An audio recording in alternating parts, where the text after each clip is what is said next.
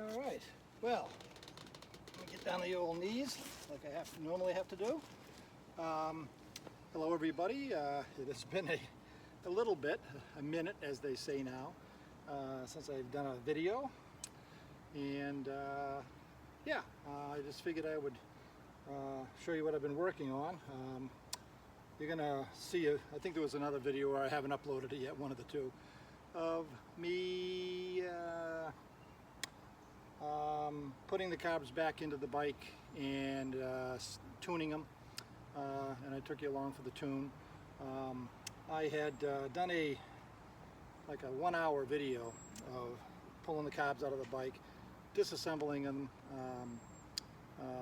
you know, just going through all of that, explaining all of the jets and all that stuff, and it was at that point, which I've had the carbs out of the bike twice, that I noticed that I had overlooked that there were the float valves, or the float needles.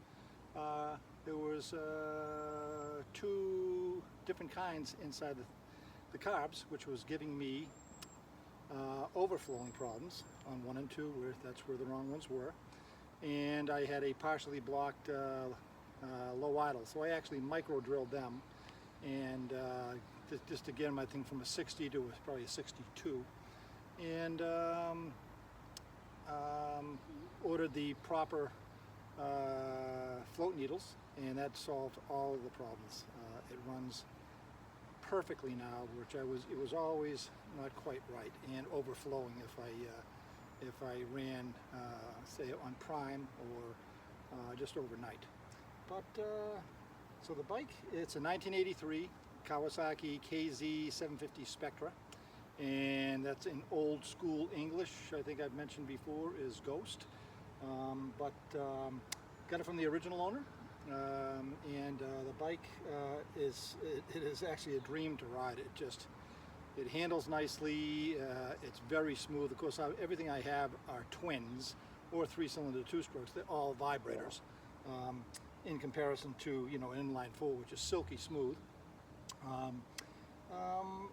The bike is 100% stock, as it came from the factory, other than the front directionals, and I got to source those. They look like the rears, but they mount on the handlebars, little short round ones. I'll find those. And other than that, I have a new set of handlebars coming, because this has that upswept thing, and it is just very uncomfortable, very unnerving going into corners. It's just, you have no leverage, and of course when you're turning, trying to let the clutch out, your arms are so close to yourself, it's very awkward. I don't know what they were thinking. I think the Spectre was trying to get in on the kind of the chopper craze back in the 80s. And that was their kind of way of kind of making it look custom or something. And that was the whole thing with the Spectre. It's a KZ LTD basically, with a special paint job, and everything's black chrome. So it's just a cool bike. Correct me if I'm wrong, but I believe they were only made 82 and 83 in this livery, and but the bike is just a actual pleasure to drive. The ride, I hate when people say drive. I am going to source a regular KZ seat without the little step up. I'm a tall guy, and my butt wants to be right where the lip is, right here. And so some of the right around the same year KZ, I guess, I don't know what that would be considered, their sport version. I guess that would be maybe GPZ. The seats are pretty interchangeable. I might have to do a little bit of modification, but it'll be a flat seat like you would see on any of the old CB, you know, 750Fs or any of that kind of stuff. It's just a nice flat seat. I think it'll look cleaner myself. But I just figured I'd give you a little go, you know, look see at the bike. I'll grab the camera and do my normally jiggling thing. I do have a remote microphone, but it makes the bike sound like it's underwater when it's running, so that's why I'm doing it without it. And so I'll do a little close go around with the with the camera, and then I'll do a little ride by, and I just figured I'd kind of give a little look-see of the almost finished product. So that's, let me see if I can get up off the ground, and with my cortisone in my knee now. Okay, bear with me. So, you can see all of the coolness of the paint and that kind of stuff. It's really neat in that respect, and it's just a very, very clean example of the Spectre. It really is nice. The rear rims and stuff came out beautifully. I was able to source these bellows, and but yeah, it is a very, very nice motorcycle. So, that being said, as I say so often, I'm going to try to put this in here without screwing up my video, and I will do a little video of me coming down the road, and you'll see me zip by, because that's pretty much all I'm able to do with this setup.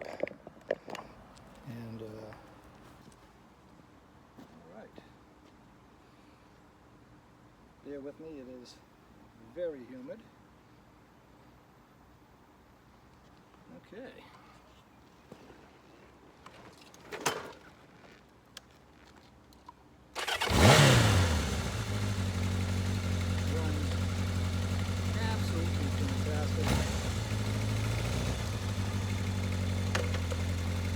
Like I say, do a little ride by and then ride up to you. You can just hear it go by. That's all.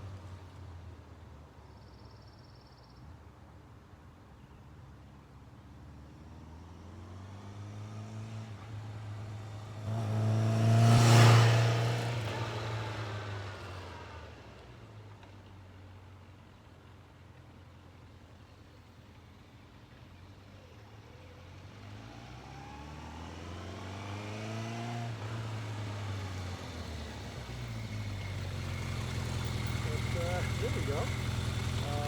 Settle down.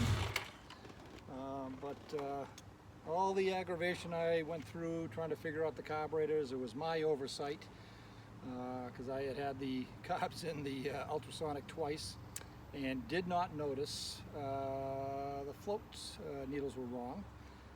And it's so insignificant, the center little spring-loaded thing that the float sits on. The stock ones those are pretty long in comparison to most bikes.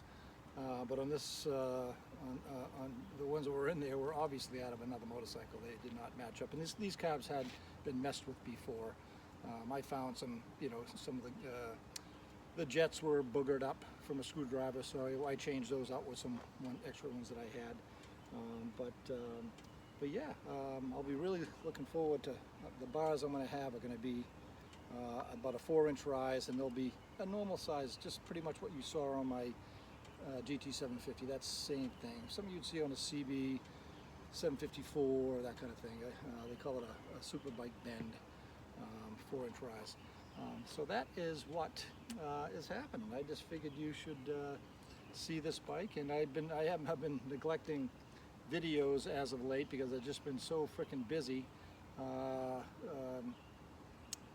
Cookouts and rainy weekends and all kinds of stuff. Motorcycle bike week was last week, and I was down there riding every single day on different bikes, and the antique stuff made a splash.